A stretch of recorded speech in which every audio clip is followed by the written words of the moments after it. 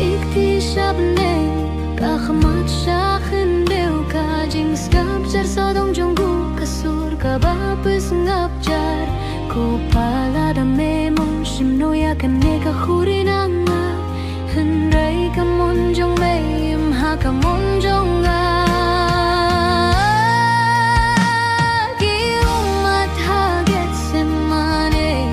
ka umat ko muslap na kabenta jong fi ba jong nga uhunuble ubadap ta ka jinggaye ki umat la kung kasnam ha ka khmat jong